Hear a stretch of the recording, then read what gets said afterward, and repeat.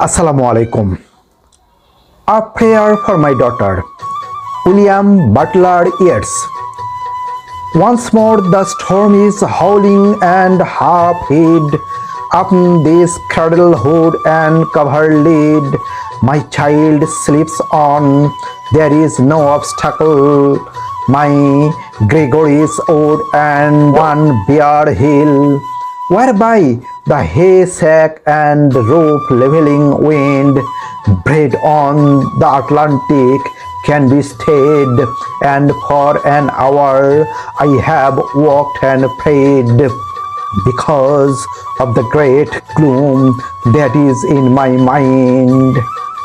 I have walked and prayed for this young child an hour, and heard the sea wind scream up the tower and under the arches of the breeze, and scream in the elms above the flooded stream, imagining in excited reverie that the future years had come, dancing to a frenzied drum out of the murderous innocence of the sea.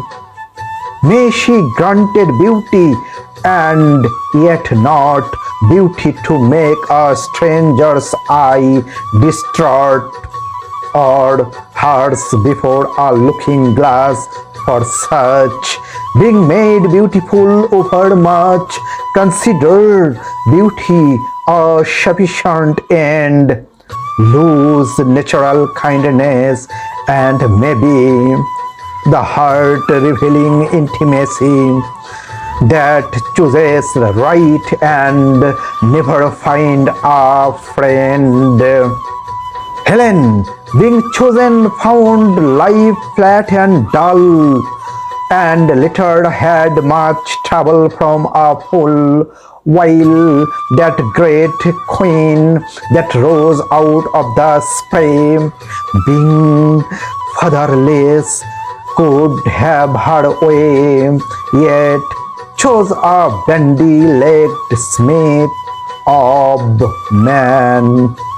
It's certain that fine women eat a crazy salad with their meat, whereby the horn of plenty is undone.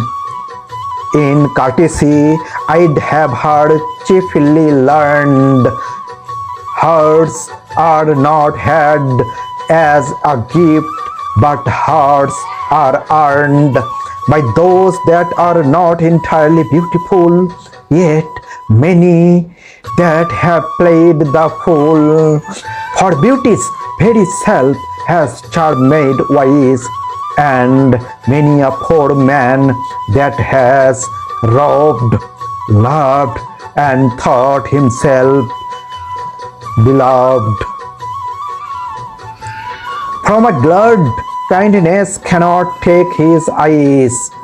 May she become a flourishing hidden tree, that all her thoughts may like the linnet be, and have no business but dispensing round their magnanimities of sound, nor but in merriment begin a chase, nor but in a merriment a quarrel.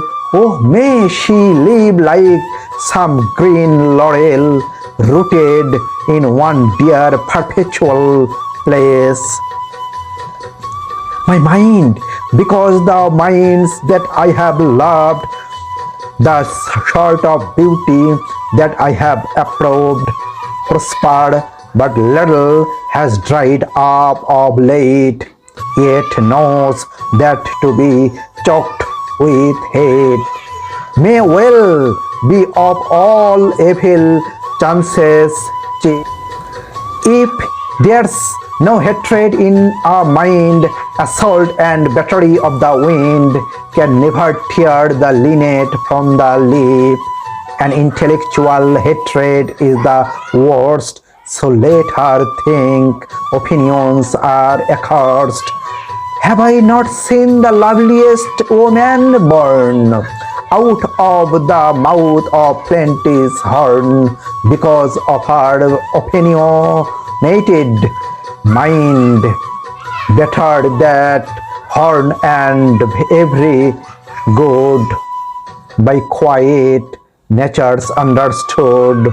For an old billows full of angry wind, considering that all hatred driven hence, the soul recovers radical innocence and learns at last that it is self-delighting, self-effacing, self-affrighting, and that its own sweet will is heaven's will.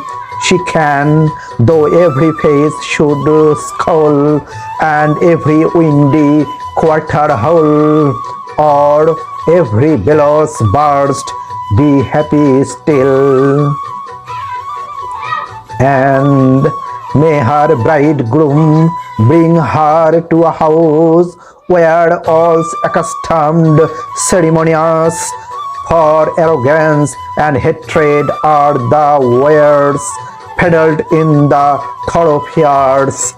How but in custom and in ceremony are innocence and beauty born? Ceremonies are named for the rich horn, and custom for the spreading laurel tree. Thank you.